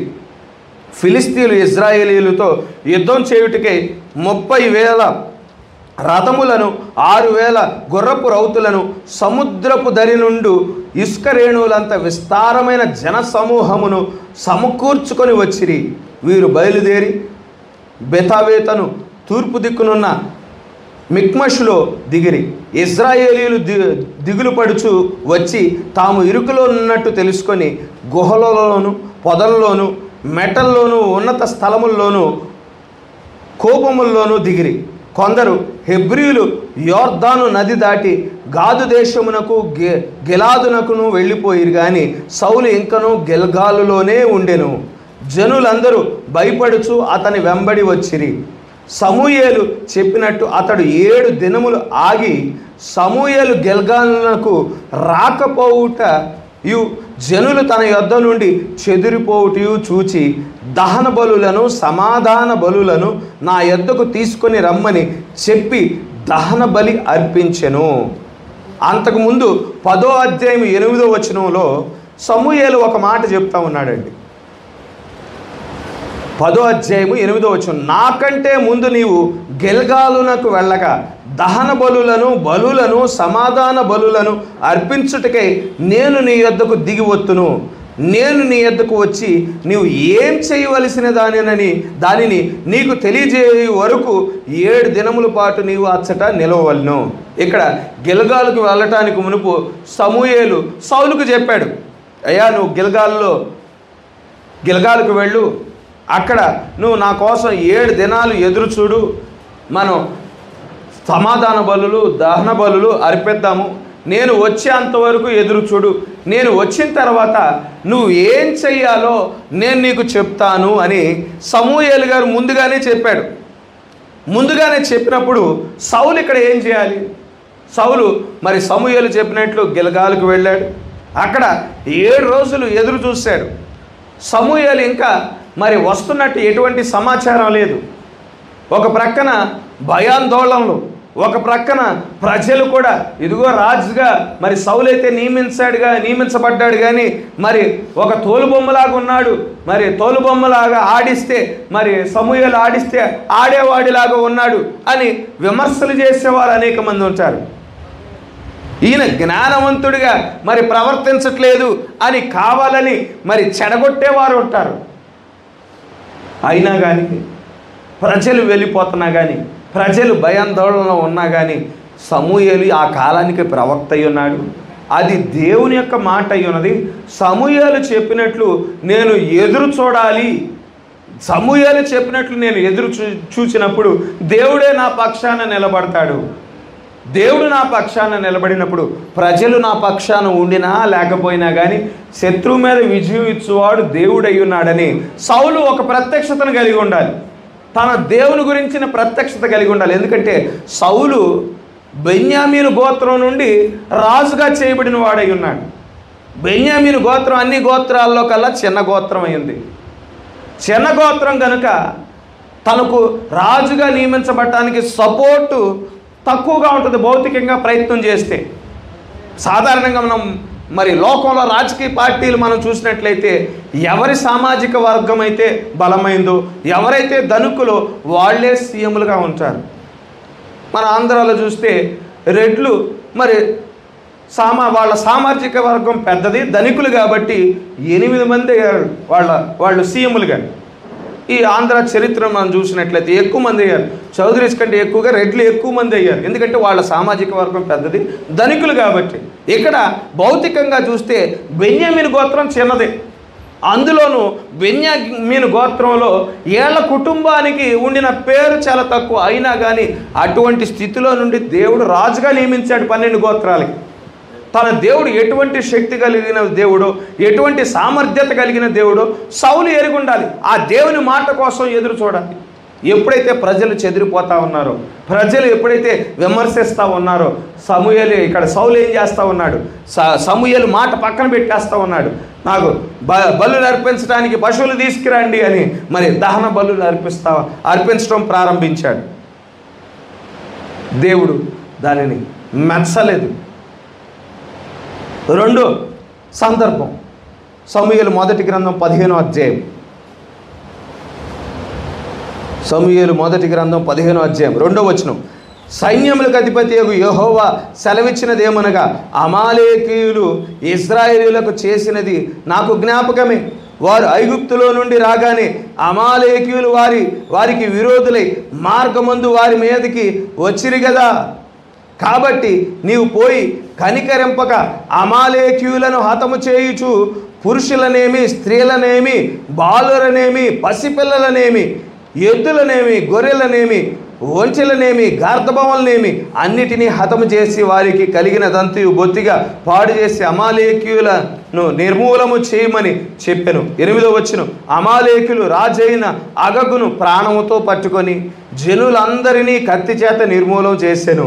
సౌలును జనులను కూడి అగగును గొర్రెలలోను, ఎడ్లలోను, క్రొవ్విన గొర్రెపిల్లలు మొదలైన వాటిలోను మంచి వాటిని నిర్మూలము చేయక కడగా నుంచి పనికిరాని నీచపు పశువులన్నిటినీ నిర్మూలం చేసిరి. 13వ వచనం, తరువాత అతడు సౌలు వద్దకు రాగా, సౌలు ఎవరొచ్చారు? సమూయేలు వచ్చాడు. సౌలు యొద్దకు సమూయేలు రాగా, సౌలు యెహోవా వలన నీకు ఆశీర్వాదం కలుగునుగాక, యెహోవా ఆజ్ఞ నేను నెరవేర్చితిననగా, సమూయేలు అలాగైతే నాకు వినబడుచున్న గొర్రెల అలుపులను, ఎడ్ల రంకెలను ఎక్కడివి అని అడిగాను. 15వ వచనం, అందుకు సౌలు, అమాలేకుల యొద్ద నుండి జనులు వీటిని తీసుకొని వచ్చిరి, నీ దేవుడైన యెహోవాకు బలులను అర్పించుటకును జనులు గొర్రెల్లోనూ ఎడ్లలోనూ మంచి వాటిని ఉండనిచ్చిరి, మిగిలిన వాటిని అన్నిటినీ మేము నిర్మూలన చేసితిమనగా. 22వ వచనం, అందుకు సమూయేలు తాను సెలవిచ్చిన ఆజ్ఞను ఒకడు గైకొనుట వలన యెహోవా సంతోషించినట్లు ఒకడు దహన బలులను అర్పించుట వలన ఆయన సంతోషించున. ఆలోచించుము, బలులు అర్పించుట కంటే ఆజ్ఞను గైకొనుటయు, పొట్టేలు క్రొవ్వు అర్పించుట కంటే మాట వినుటయు శ్రేష్టము. హల్లెలూయా. ఇక్కడ మీ పితరులైన ఇశ్రాయేలీయులు ఐగుప్తు దేశం నుండి బయటకు వచ్చిన తర్వాత వారు కానాను దేశానికి వెళ్ళే మార్గంలో అమాలేకీయులు మీతో యుద్ధం చేశారు. కనుక వారు చేసిన పాపం, మీ పట్ల చేసిన పాపం నాకు జ్ఞాపకం ఉంది. ఇప్పుడు వారి పాపం నిండింది కనుక మీరు వారితో యుద్ధం చేయండి అని దేవుడు చెప్తా ఉన్నాడు సమూయేలు ద్వారా. అయితే మీరు ఏ ఒక్కరిని విడిచిపెట్టమాకండి. పురుషులను విడిచిపెట్టద్దు, స్త్రీలను విడిచిపెట్టద్దు, గొర్రెలను విడిచిపెట్టద్దు, మందలను విడిచిపెట్టద్దు, సమూలంగా నిర్మూలన చేసేయండి అని సమూయేలు ద్వారా సౌలుకి దేవుడు ఆజ్ఞ ఇచ్చున్నాడు. అయితే సౌలు ఏం చేశాడు? వెళ్ళాడు, యుద్ధం చేశాడు. అక్కడ ఆ అమాలేకుల రాజైన అగగును చంపలేదు, మిగిలిన వారందరినీ చంపేశాడు. మందల్లో, అక్కడ ప్రజలకు మందలు ఉంటాయి కదా, అందులో క్రొవ్విన వాటిని పక్కన పెట్టించాడు. బలహీనంగా ఉన్నాయి, వ్యాధిగ్రస్తంగా ఉన్నాయి, నీచంగా ఉన్నాయి, వాటిని అవి ఎలాగో మనకి పనికిరావు కానీ వాటిని చంపేయండి, ఈ క్రొవ్విన వాటిని మాత్రం పక్కన పెట్టండి అని ఇవి కడగా ఉంచబడ్డాయి. సమూయేలు రాగానే నీవిచ్చిన ఆజ్ఞ ప్రకారం, నీ దేవుడిని యెహోవా ఇచ్చిన ఆజ్ఞ ప్రకారం నేను జరిగించేశాను అని సౌలు చెప్తా ఉన్నాడు. సమూయేలు ఆ గొర్రెల యొక్క శబ్దాలు వింటా ఉన్నాడు, ఆ మందల యొక్క శబ్దాలు వింటా ఉన్నాడు. ఈ యుద్ధ మైదానంలో ఈ గొర్రెలు, ఈ మందల యొక్క మరి శబ్దాలు ఎక్కడి నుంచి వినిపిస్తూ ఉన్నాయి? నీవు అన్నిటినీ నిర్మూలన చేసామంటున్నావు కదా, ఇవి నా కోసం కాదు, దేవునికి బలి అర్పణలు అర్పించడానికి నేను ఉంచాను అని సౌలు తన యొక్క పనిని సమర్థించుకోవటం మనం చూడగలుగుతూ ఉండినాను. నువ్వు అర్పించే బలి అర్పణలు, దహన బలుల వలన దేవుడు సంతోషించడం, నీవిచ్చే కానుకల వలన దేవుడు సంతోషించడం, కానీ దేవుని యొక్క ఆజ్ఞకు నువ్వు గైకొనినప్పుడు, హల్లెలూయా, దేవుని యొక్క మాటకు లోబడినప్పుడు ఆయన సంతోషించువాడై ఉన్నాడు. హల్లెలూయా. నీ యొక్క బలి, ఇక్కడ సౌలు యొక్క బలి అర్పణ తన యొక్క జీవితం అసలు మ్యాచ్ అవ్వటం లేదు. పేరుకు మాత్రం బలి అర్పిస్తూ ఉన్నాడు, కానీ దేవుని మాటకు లోబడని వాడిగా ఉండి ఉన్నాడు. మన బలి అర్పణ మన యొక్క జీవితం మ్యాచ్ అయినప్పుడు మాత్రమే అది ఇంపైన సువాసన కలుగజేస్తుంది. హల్లెలూయా. నీ దేవుని పట్ల కలిగిన విశ్వాసము నీ దహన బలి అర్పణ తెలియజేస్తూ ఉన్నది. నీ దేవుని గురించిన ప్రత్యక్షత, నీవు కలిగి ఉన్న ప్రత్యక్షత, నీవు కలిగి ఉండిన బయలుపాటు, నీవు కలిగి ఉండిన అవగాహన నువ్వు ఎంతవరకు దేవుని యొక్క మాటకు లోబడుచున్నావు, నీవు కలిగి ఉన్న విశ్వాసము, నీవు మరియు నీ యొక్క బలి అర్పణ రెండు మ్యాచ్ అయినప్పుడు అది ఇంపైన సువాసన కలుగజేస్తూ ఉంది. ఆ మ్యాచ్ ఉన్నప్పుడు అక్కడ ఏం జరిగింది? సౌలు యొక్క చేతిలో నుండి అసలు ఆ రాజ్యమే తీసివేయబడటం మనం చూడగలుగుతూ ఉండినాం. ఇక్కడ గిద్యోనుకు సంబంధించిన వాక్య భాగాన్ని మనం చదువుకొని ఉన్నాం. ఇక్కడ ఈ కాలంలో మొదటిగా ఇక్కడ మనం చూసినట్లయితే ఇంకా అది న్యాయాధిపతుల కాలమై ఉన్నది. ఇంకా రాజు నియమించబడాల. మొదటి రాజు ఎవరో తెలుసు మనకి, సౌలు. మొదటి రాజు ఇజ్రాయేలీయులకు నియమించబడిన వాడు సౌలు అయి ఉన్నాడు. సౌలుకు ముందు ఆ కానాను దేశానికి వచ్చిన తర్వాత న్యాయాధిపతుల కాలమై ఉన్నది. ఈ న్యాయాధిపతుల కాలంలో గిద్యోను కూడా ఒక న్యాయాధిపతి అయి ఉన్నాడు. అక్కడ న్యాయాధిపతుల కాలంలోనే అప్పటికే ఏ దేవుడైతే ఐగుప్తు దేశం నుండి బయటికి నడిపించాడో, ఏ దేవుడైతే అద్భుతాలు చేశాడో, సూచక్రియలు మోషే ద్వారా జరిగించాడు, ఇవన్నీ మర్చిపోయి కానాను దేశంలోనికి ప్రవేశించిన కొంతకాలానికే విగ్రహారాధన వైపు తిరిగారు. బయలుదేవతల వైపు ఇజ్రాయేలీయులు తిరిగారు. యెహోవా దృష్టిలో వారు పాపం చేయటాన్ని బట్టి దేవుడు ఏం చేశాడు? వారిని 7 ఏళ్ల పాటు మిద్యానీయుల చేతికి దేవుడు అప్పగించేశాడు. అప్పగించడాన్ని బట్టి మిద్యానీయుల యొక్క చేయి ఇజ్రాయేలీయులు పైగా ఉండటాన్ని బట్టి సరిగ్గా కోతకాలం వచ్చేపాటికి పంట మొత్తాన్ని నాశనం చేసేస్తూ ఉన్నారు. ఇజ్రాయేలీయులు ఉండిన మందలన్నిటినీ వీరు అపహరించుకొని తీసుకొని వెళ్ళిపోతూ ఉన్నారు.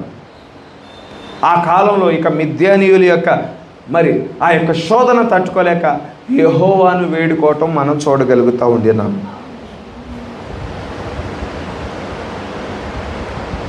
ఇక్కడ ఈ న్యాయాధిపతుల కాలం మనం చూసినట్లయితే ఇది మన కాలానికి సాదృశ్యముగా ఉన్నది. ఇక్కడ మనం చదివిన వాక్య భాగంలో చూస్తే ఎప్పుడైతే యెహోవాకు వారు ప్రార్థన చేయటం మొదలుపెట్టారో ప్రవక్త పంపించబడ్డాడు. న్యాయాధిపతుల కాలము మనం జీవించుచున్న కాలానికి సాదృశ్యంగా ఉన్నది. అక్కడ ఏ కాలంలో ప్రవక్త పంపించబడ్డాడు? కోతకాలంలో ప్రవక్త పంపించబడ్డాడు. ఇక్కడ కోతకాలంలో ప్రవక్త పంపించబడ్డాడు. ప్రవక్త వచ్చి తన యొక్క వర్తమానం బోధించాడు. ఇక్కడ ప్రవక్త వచ్చి తన యొక్క వర్తమానాన్ని పంపించాడు.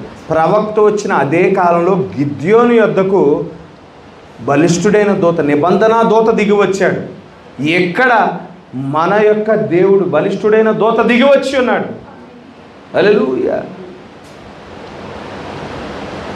అక్కడ గిద్యోను మనం గమనించినట్లయితే ఇక్కడ జరిగిన సందర్భాలను గమనించండి. చక్కగా మన కాలానికి సరిగ్గా సరిపోతుంది. అది కోతకాలము, ఇది కోతకాలము. అక్కడ కోతకాలంలో ప్రవక్త పంపించబడ్డాడు, ఇక్కడ కోతకాలంలో ప్రవక్త పంపించబడ్డాడు. అక్కడ ప్రవక్త వచ్చిన అదే కాలంలో నిబంధన దూత గిద్యోను దగ్గరికి దిగి రావటం మనం చూడగలుగుతూ ఉండినాం. ఇదే కోతకాలంలో వధువు యొద్దకు నిబంధన దూత, బలిష్ఠుడైన దూత దిగి రావటం మనం చూడగలుగుతూ ఉండినాము. నిబంధన దూత దిగి వచ్చే టైంకి ఆ యొక్క నిబంధన దూత గిద్యోను దగ్గరికి వచ్చేపాటికి గిద్యోను ఏ స్థితిలో ఉన్నాడు? గిద్యోను సందేహాలతో ఉన్నాడు. గిద్యోను అనుమానాలతో ఉన్నాడు. గిద్యోను భయంతో నిండిన వాడిగా ఉండినాడు. గిద్యోను ఆ గానుగు చాటున దాక్కునిన వాడిగా ఉండినాడు. ఇక్కడ నిబంధన దూత వచ్చి గిద్యోనుతో మాట్లాడుతూ ఉన్నది. గిద్యోనికి ఆ వర్తమానం తెలుసు, ఆ కాలపు వర్తమానం తెలుసు. ఆ కాలపు వర్తమానం ప్రవక్త వచ్చి ఏం చెప్పాడు? ఇదిగో మీ దేవుడు మీ పితరులను ఐగుప్తు దేశం నుండి బయటికి నడిపించాడు అని ప్రవక్త మాట్లాడుతున్నాడు. ఆ వర్తమానం గిద్యోను గారికి తెలుసు. అవును, మా దేవుడు మా పితరులను ఐగుప్తు దేశం నుండి బయటికి నడిపించాడు. వారి మధ్యన మేఘస్తంభంగా ఉన్నాడు, వారి మధ్యన అగ్నిస్తంభంగా ఉన్నాడు. మోషేను మరుగు చేసుకొని అద్భుతాలు చేశాడు, సూచక్రియలు చేశాడు, మహత్కార్యాలు చేశాడు. వారు మోషే మాట్లాడగా ఆ కర్రతో కొట్టగా ఎర్ర సముద్రం పాయలుగా చేయబడింది. మోషే బండను కొట్టగా అదిగో 20 లక్షల మంది దాహం తీర్చబడే ఆ జల ఓట పుట్టుకొచ్చింది అని ఆ వర్తమానం అంతా తెలుసు. ఈనాడు వధువు కూడా ఈ కాలంలో ఒక వర్తమానికుడు వాగ్దానం చేయబడ్డాడని తెలుసు. ఆ వర్తమానికుడు ఎవరో తెలుసు. ఆ వర్తమానము లోకము నుండి వేరు చేస్తూ ఉన్నది. లోక పరిస్థితుల నుండి వేరు చేయని ఈ వర్తమానమే మరి గొర్రెపిల్ల వివాహ మహోత్సవానికి ప్రవేశించటానికి అవసరమైన వర్తమానమని వధువుకి కూడా తెలుసు. అయినా ఇక్కడ గిద్యోనికి వర్తమానం తెలిసినా కానీ ఇంకా సందేహాలు ఉన్నాయి, ఇంకా అనుమానాలు ఉన్నాయి, ఇంకా తన హృదయంలో భయం ఉన్నది. అయితే నిబంధన దూత వచ్చి ఏం మాట్లాడుతుందో గమనించండి. ఎటువంటి మాటలు మాట్లాడుతుందో మనం చూసినట్లయితే, దేవుడు వ్యర్థమైన మాటలు మాట్లాడేవాడు కాదు. దేవుడు కల్పనా కథలు చెప్పేవాడు కాదు. దేవుడు మరి టైంపాస్ మాటలు చెప్పేవాడు కాదు. కానీ అక్కడ నిబంధన దూత వచ్చి ఎటువంటి సంగతులు చెప్తా ఉన్నది, ఎటువంటి సంగతులు మాట్లాడుతూ ఉన్నది అంటే అది గిద్యోని యొక్క హృదయంలో విశ్వాసాన్ని మరి ఆ విశ్వాసాన్ని కలుగజేసే మాటలను మనం చూడగలుగుతూ ఉండినాను.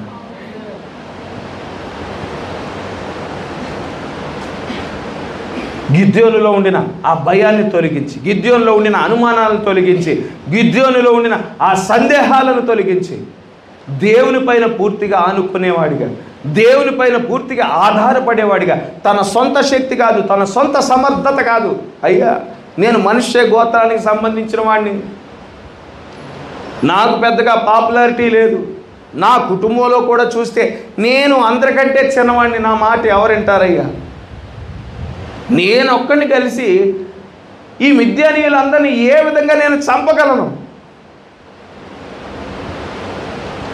ఈనాడు వధువుకుండే అదే భయము, అదే ఆందోళన, అదే అనుమానాలు ఆనాడు గిద్యోను కూడా అదే కలిగి ఉన్నాయి.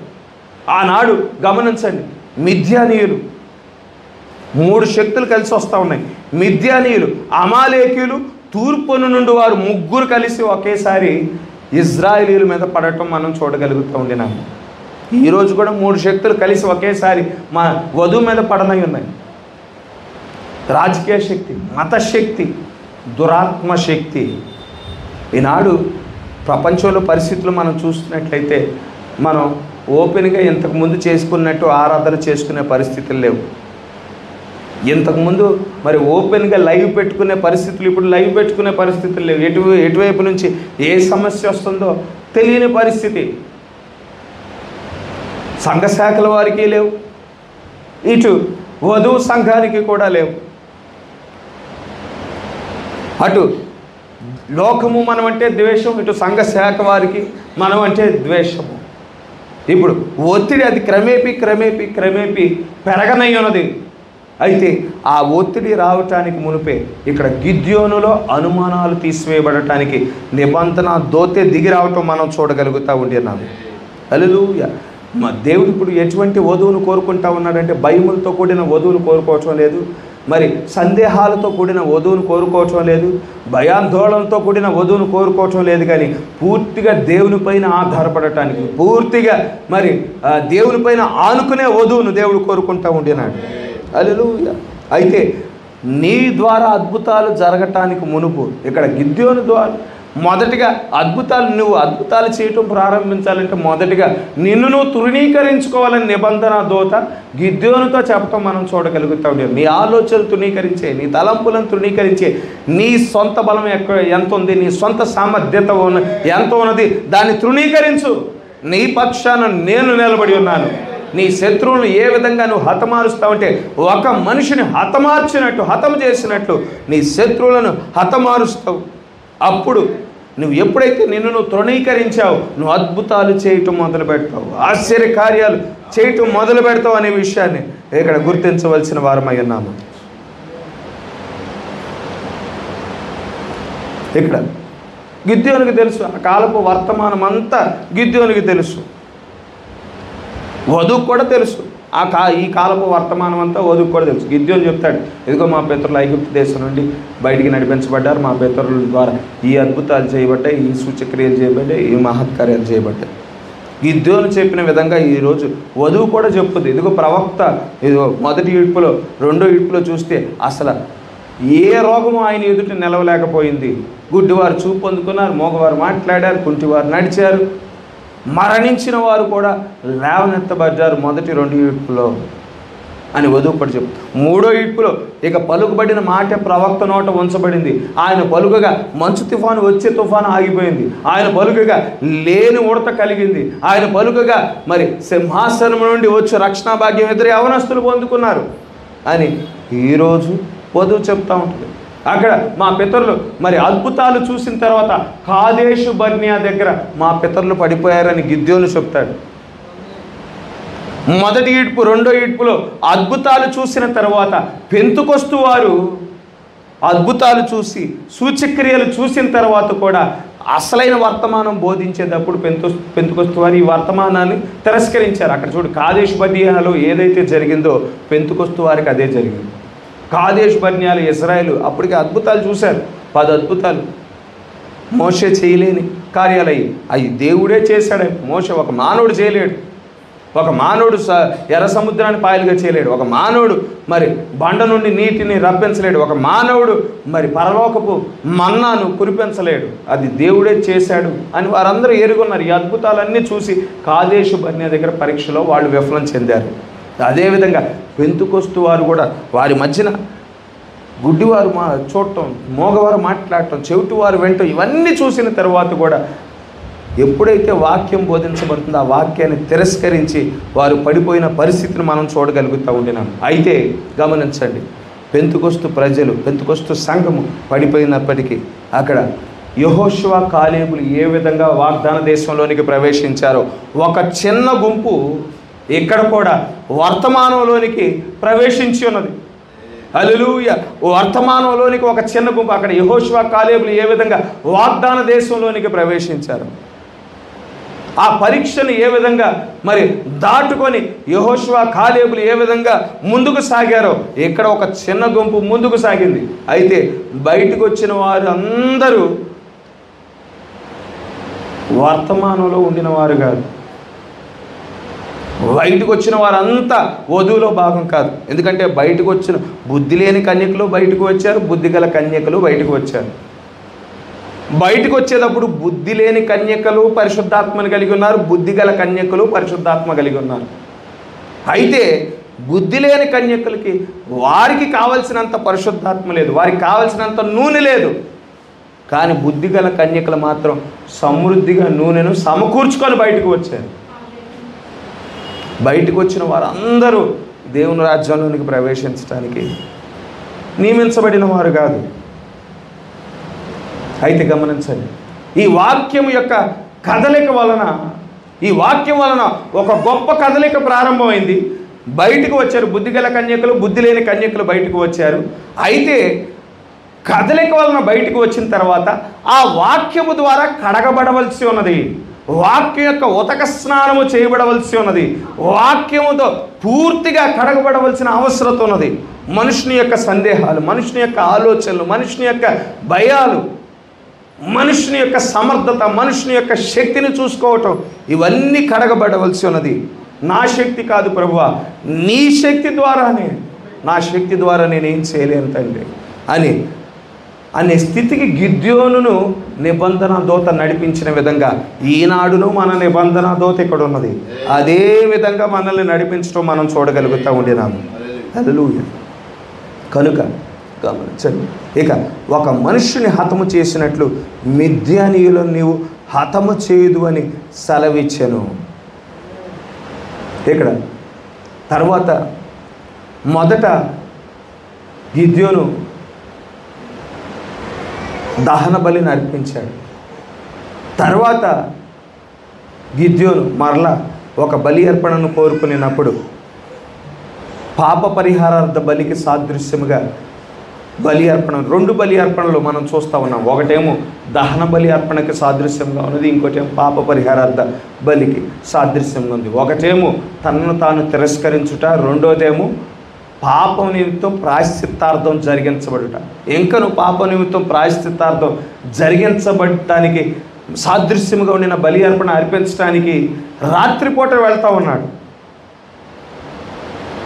రాత్రిపూట వెళ్ళటం మనం చూడగలుగుతూ ఉండే. ఇంకా గిద్యోనులో భయాన్ని కలిగి ఉండటం మనం చూడగలుగుతూ ఉండే. నీ పక్షాన్ని నేనున్నాను, నువ్వు భయపడకు, నువ్వు చావు అని చెప్తా ఉన్నాడు. అయినా కానీ ఆ యొక్క తన తండ్రి కట్టించిన, యోవాషు కట్టించిన ఆ యొక్క బలిపీఠాలు పడద్రోయటానికి రాత్రిపూట 10 మంది సేవకులను తీసుకొని వెళ్ళటం మనం చూడగలుగుతూ ఉండినాము. ఇక్కడ గమనించండి, ఈ న్యాయాధిపతుల కాలము మనం జీవించుతున్న కాలానికి సాదృశ్యముగా ఉన్నది. యెహోషువ అప్పటికే మరణించాడు. ఈ కాలపు ప్రవక్త అప్పటికే మరణించాడు. అయితే యెహోషువ మరణించిన తర్వాత ఇంకా శత్రువుల దగ్గర నుండి పొందుకోవలసిన భూభాగం ఇంకా ఉన్నది. కానాను దేశంలో ఇంకా శత్రువులు ఉన్నారు. ఎందుకంటే వారు కానాను దేశంలోనికి ప్రవేశించే నాటికి 7 జాతుల ప్రజలు కానాను దేశంలో ఉన్నారు.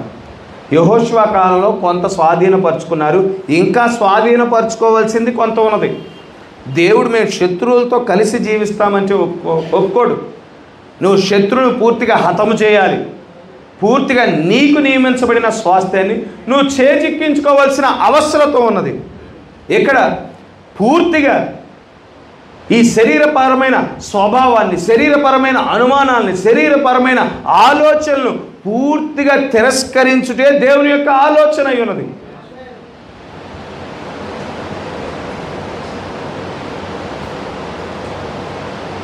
గమనించండి, ఇక్కడ కోతకాలంలో గిద్యోను మీద ఒత్తిడి రావటం అది యాదృశ్చికం కాదండి. దేవుడు ఉద్దేశపూర్వకంగానే కోతకాలంలో ఇశ్రాయేలీయుల మీదకి, గిద్యోను మీదకి ఒత్తిడిని తీసుకువచ్చాడు. ఎందుకంటే ఈ కాలంలో అది ప్రతిబింబించనయ్యున్నది, అదే పునరావృతం కానయ్యున్నది. కోతకాలంలోనే వధువు మీదకి ఒత్తిడి, పూర్తిగా శత్రువుని జయించాలి, పూర్తిగా భయాన్ని విడిచిపెట్టాలి, పూర్తిగా దేవుని పైన ఆనుకునేవారిగా మన జీవితమే ఒక అద్భుతంగా మారవలసి ఉన్నది. గిద్యోను ఒక సంగతి మర్చిపోతా ఉన్నాడు అక్కడ.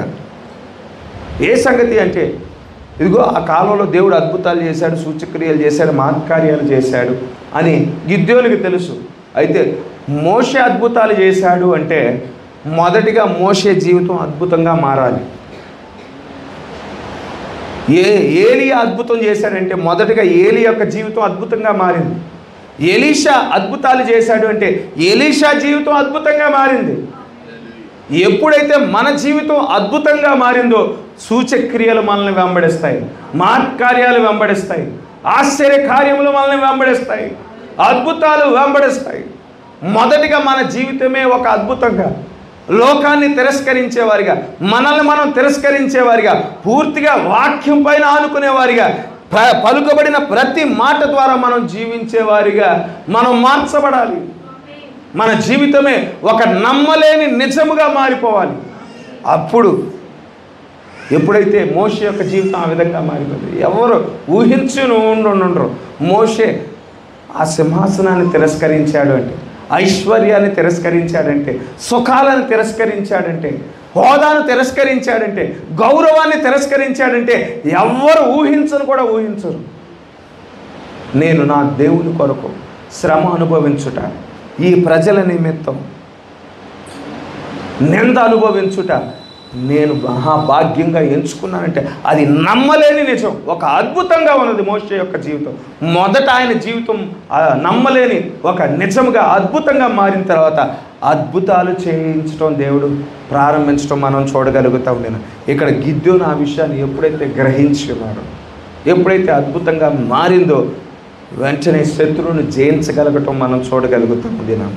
కనుక ఈనాడు కూడా దేవుడు అదే కార్యాన్ని తన వధువు పట్ల చేయనై ఉన్నాడు.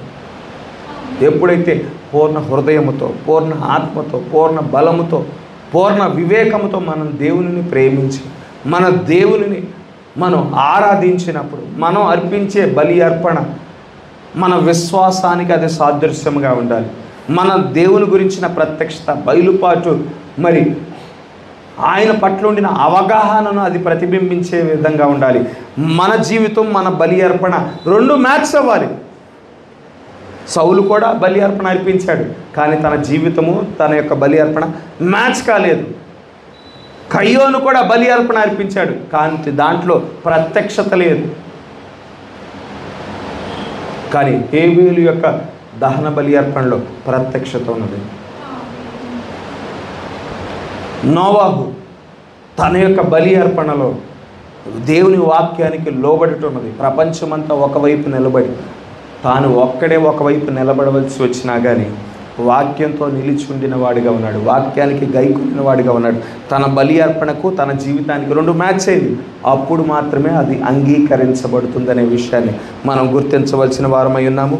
ఆ రీతిగా మన జీవితమే ఒక దహన బలి అర్పణగా ఉంటుండగా మనం అర్పించే బలి అర్పణ మన జీవితము మరి దేవుని యందు విశ్వాసాన్ని వ్యక్తపరిచి మన బలి అర్పణ మన యొక్క జీవితం మ్యాచ్ అయ్యేది ఇంపైన సువాసన మరి కలుగు చేయటానికి దేవుడు కృప చూపించునుగాక. దేవుడి చిన్న మాటలను దీవించునుగాక. మరికొన్ని సంగతులు మనం వచ్చే ఆదివారం చూసుకుందాం. మరొక్కసారి మనమంతా లేచి నిలబడి మన మధ్యనున్న మన దేవుడు మన స్తుతులతో మన